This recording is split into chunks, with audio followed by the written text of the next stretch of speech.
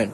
এবং মাননীয় পররাষ্ট্র মন্ত্রী, যিনি আগের সরকারের নিরাপত্তা উপদেষ্টা, যার পদত্যাগ তৎকালীন বিএনপি চেয়েছিলেন, সেই পররাষ্ট্রমন্ত্রী ভারতে সফর করেছেন প্রথম, এবং তিনি যে বিবৃতি দিয়েছেন সেই বিবৃতি আমাদের কাছে স্পষ্ট না। আমরা কোন ভিত্তিতে ভারতের সাথে সম্পর্ক উন্নয়নের কথা বলছি? যেই ভিত্তিতে আওয়ামী লীগ উন্নয়নের কথা বলেছিল সেই ভিত্তিতে? ভারত বাংলাদেশকে 1971 সালের পর থেকে করদ রাজ্য পরিণত করার জন্য হেন চেষ্টা নেই যে করে নাই মাননীয় স্পিকার।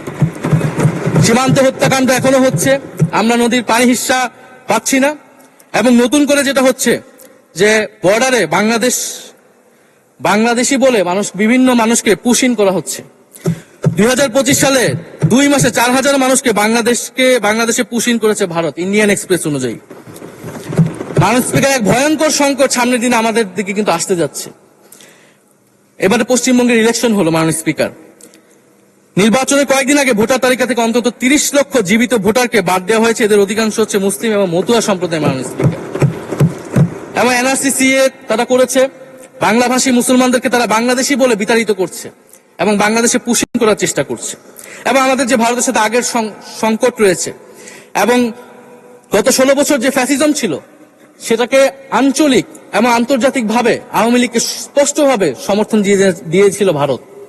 এবং এখনো জুলাইয়ের গণহত্যাকারী খুনি শেখ হাসিনা, ওসমান হাদির হত্যাকারীরা সবাই ভারত তাদেরকে আশ্রয় দিয়েছে। ফলে ভারতের সাথে এই বিষয়গুলো নিয়ে আমাদের সরকার কি কথা বলেছে, এটা মাননীয় স্পিকার আমরা জানতে চাই। ভারতের সাথে সম্পর্ক আমরা উন্নয়ন করতে চাই, ভারত আমাদের প্রতিবেশী দেশ, কিন্তু মর্যাদার ভিত্তিতে, সাম্যের ভিত্তিতে এই সম্পর্ক হতে হবে মাননীয় স্পিকার। ভারত শুধু আওয়ামী লীগের সাথে সম্পর্ক তৈরি করে এই দেশকে নিয়ন্ত্রণ করার চেষ্টা করছে, সেই দিনকে সে কবর রচনা করতে হবে মাননীয় স্পিকার। ফলে এটা আমরা বুঝতে পারতেছি না ভারত বিএনপির সাথে বা বর্তমান সরকারের সাথে তার সম্পর্কের ভিত্তিটা কি, এবং বর্তমান সরকার আমার এই কথাগুলো যেগুলো আমি বললাম সেগুলো নিয়ে ভারতের সাথে কথা বলেছে কিনা মাননীয় স্পিকার।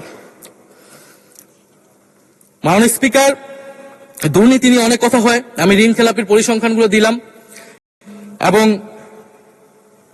নির্বাচনের বিধান অনুযায়ী ঋণ খেলাপিকে নির্বাচনে প্রার্থী হতে পারবে না।